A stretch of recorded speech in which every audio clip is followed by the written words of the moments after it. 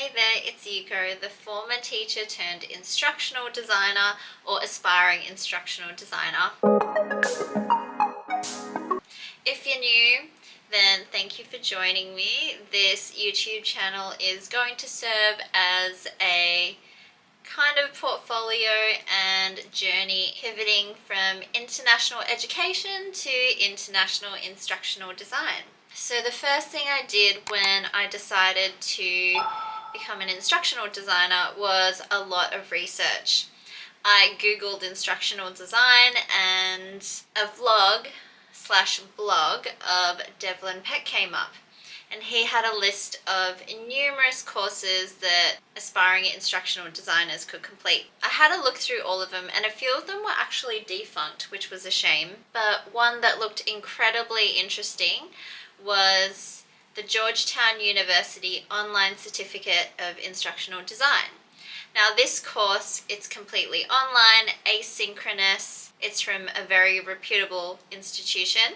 It also focuses on social justice and equity, which I find very compelling, and not only that, but a vital part of a successful workplace, a successful company, and the lifeblood of human resources.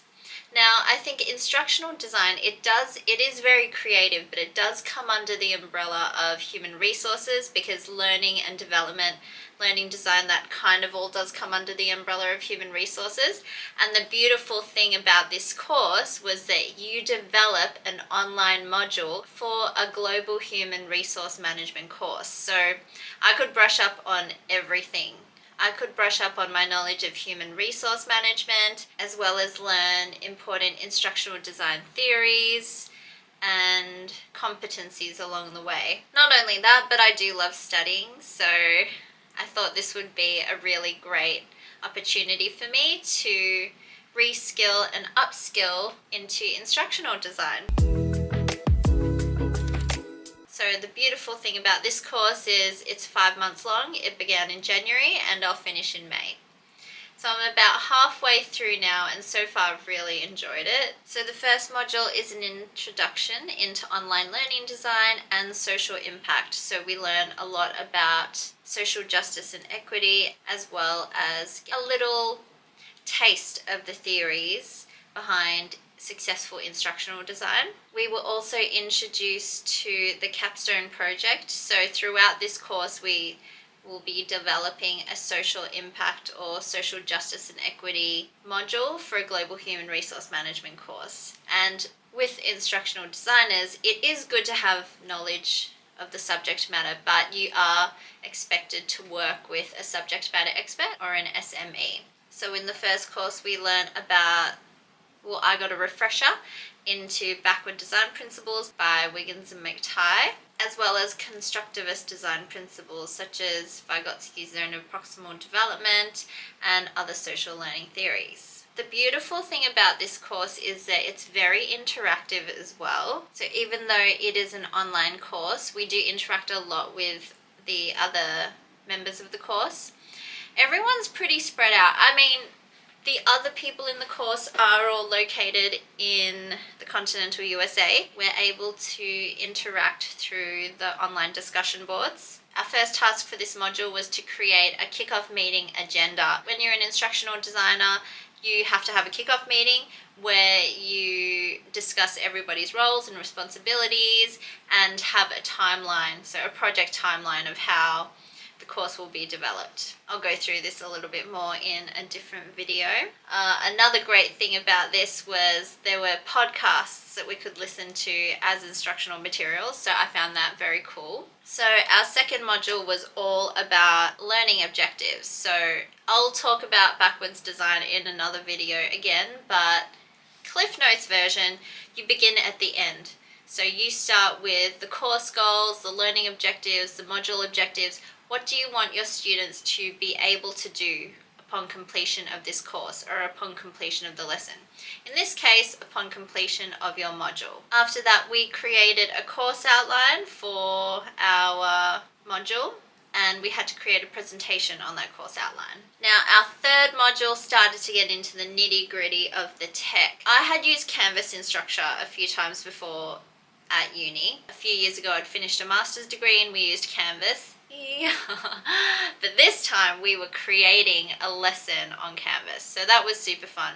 Canvas is very interactive and very intuitive. It's quite easy to use. It's also got its own accessibility checker, which was amazing. We learned all about diversity, equity, and inclusion guidelines, how to add these into our learning designs, as well as other accessibility guidelines. So in America, they have to adhere to the Section 508. We also looked at copyright and plagiarism as well, because in our course we're going to have to use images, graphics, videos, and other instructional materials that we weren't going to create ourselves. So after learning all about the principles of multimedia, Gagne's, I'm not sure if I'm saying that right, Gagne's 9 events of instruction, and learning theories to assist us in creating the most meaningful and authentic online learning modules that we could, we had to develop our own lesson. Now, we built on our learning objectives developed earlier. Now, the beautiful thing is Instructure's Canvas actually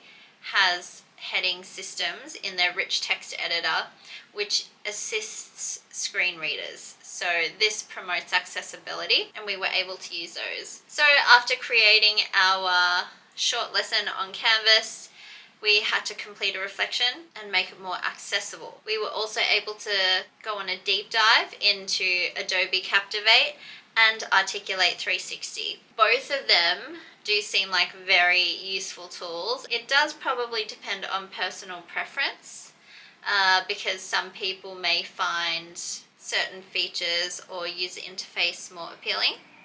There is also a difference in cost. So I'll go into these a little bit more in different videos as well. And our fourth module, which is the current module I'm on right now, is all about creating your MDD or Master Design Document and your course syllabus. So these are your go-to documents when you're creating a course. They need to be informative, answer all the questions students will need to know, explicitly detail policies, guidelines. They also need to state the instructor's contact details. It details assessment, grading, course scheduling as well. It has a course description. This is basically your Bible when you're creating a course.